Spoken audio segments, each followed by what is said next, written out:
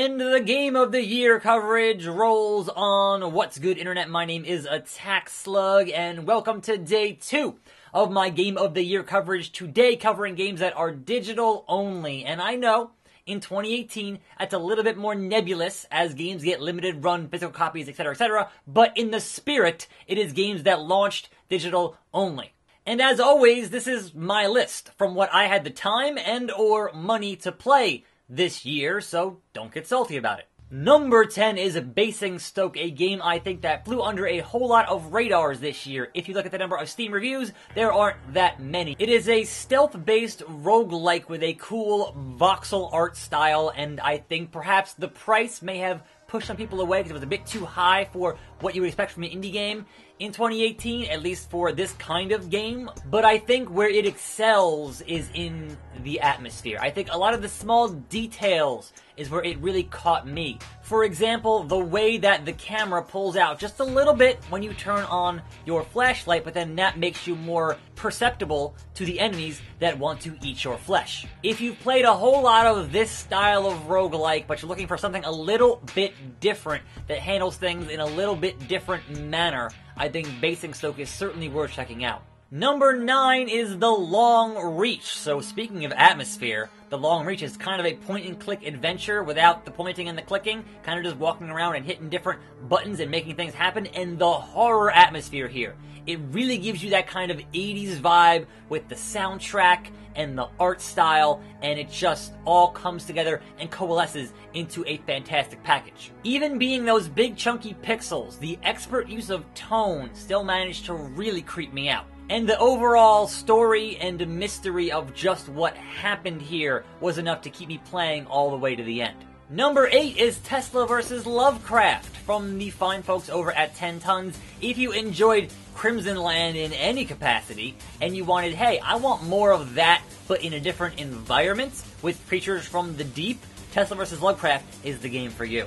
We're not going to worry about plot, we're not going to worry about characters, we're only going to worry about shooting thousands upon thousands of monsters with some pure arcade gameplay. And for me, as I've been waiting for Earth Defense Force all freaking year, and they finally shipped it like right now, this game instead got on the list because, man, I just love some mindless shooting of hordes of enemies. It was great.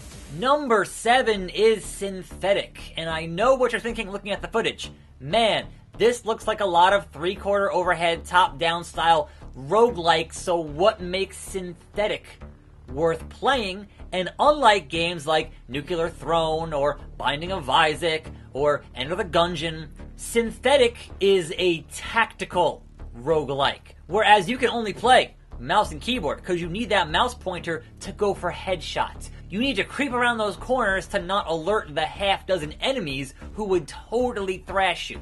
This game has gotten a number of great updates throughout the year. They've put out free DLC, and they've continually improved the game and made it a much more robust experience. There are a bunch of different character classes and loadouts and perks that kind of let you change up just how exactly you want to approach this cyberpunk shooter.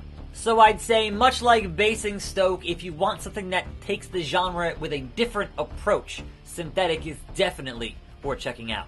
Number 6 is Pizza Titan Ultra, and man, oh man, if you said, man, it's 2018, but I missed the Dreamcast, I missed that era of Sega arcade games, well, Pizza Titan Ultra will be right up your alley.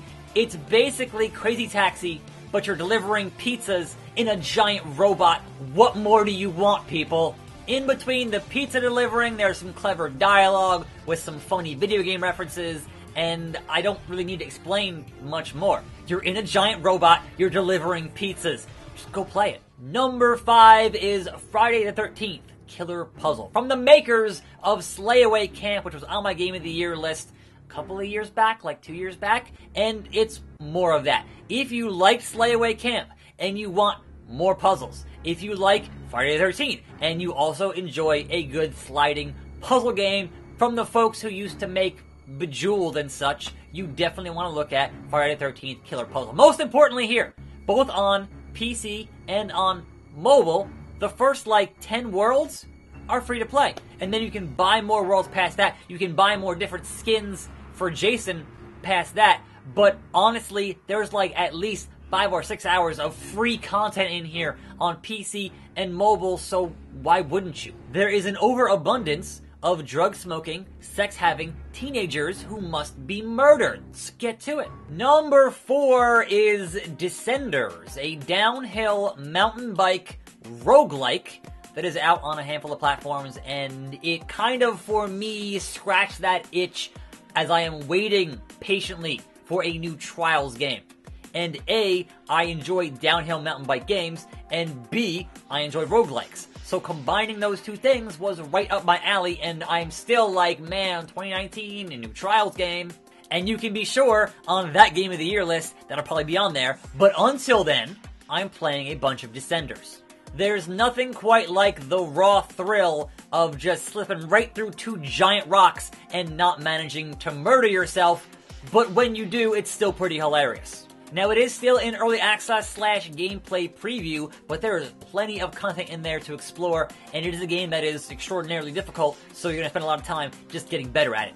Number 3 is Unforeseen Incidents, and I feel like this year I kind of got back into point-and-click adventure games a bit heavier, and Unforeseen Incidents was the best of those that I played this year. It reminded me why I love point-and-click adventure games. It had amazing dialogue, it had actually really good voice acting, and the overall mystery was so compelling that I just could not stop playing it. I was just going 3-4 hours at a time to get through it, because I wanted to know, why? Why? If you have any love for the genre, Unforeseen Incidents is a game in 2018 you should have been playing already. Number 2, it is The Missing, J.J. Macfield and the Island of Memories. And if you guys know anything about my taste in games and my favorite game directors, Swery65 is pretty high on that list, and this is his first new game since D4, Dark Dreams Don't Die. And it's a hard game to talk about because telling you why it is so significant, telling you why it is so important to play would totally spoil the story of the game. And the story is a large part, a large hook of why the game is important to play. Now, the gameplay here is alright. It is a puzzle platformer where your main ability involves getting dismembered and then using your limbs to solve puzzles.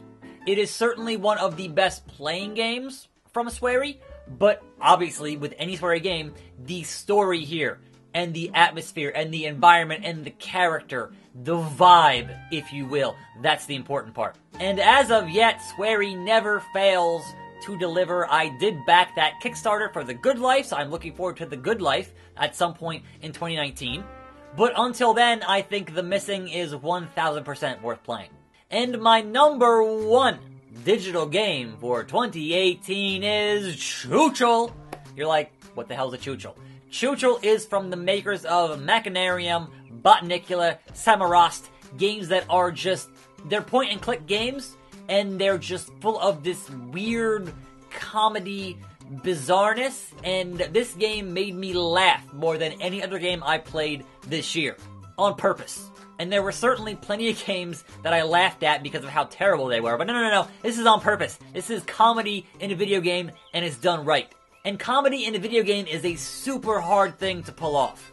But Choochel is kind of a series of sketch comedy bits loosely tied together with a point-and-click adventure style of gameplay. And this studio, once again, just knocks it out of the freaking park, man. It's not a super long game, but generally I judge games on pretty much the most important criteria, and that is, how much fun did I have? How much did I enjoy my time with this game? And Choochel for me was the best digital game this year. So that wraps up my digital-only list, which means tomorrow is the final Game of the Year video for physical boxed copies of video games. I'm Attack Slug. Thanks for watching. More videos every day. I'll see you next time right here on this channel. And I'm out.